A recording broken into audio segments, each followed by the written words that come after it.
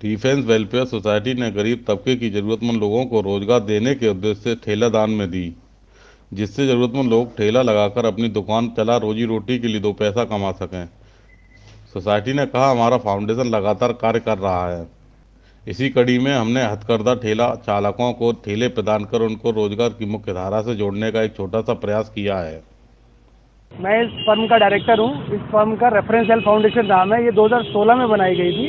इसका उद्देश्य सिर्फ गरीबों की सहायता करना है और कुछ लोगों में खुशियाँ बांटना है। हम लोग इस वक्त आज के दिन एम्प्लॉयमेंट ड्राइव और फूड डिस्ट्रीब्यूशन का सेलिब्रेशन कर रहे हैं।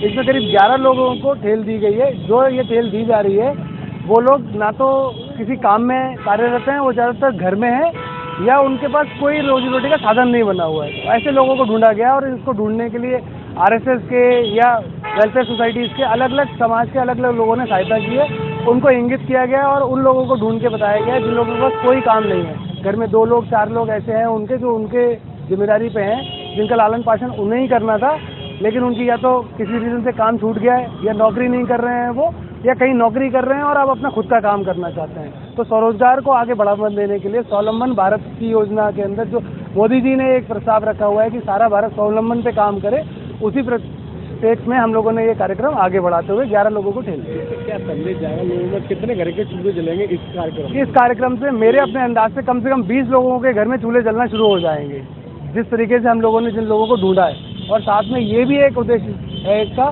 कि ऐसे समाज में एक मैसेज जाए कि जो लोग इस साधन को कर सकते हैं तो वो शहर में आगे आएँ और उन सब बेरोजगारों के लिए कुछ ना कुछ एक अलग जलाने की कोशिश की गई है। तो हम तो टॉर्च बियरर का काम कर रहे हैं कि हमारे को देख के और लोगों में भी प्रेरणा आए कि इस तरीके के और प्रकल्प चलते रहें तो पूरे शहर में कोई बेरोजगार ना बचे।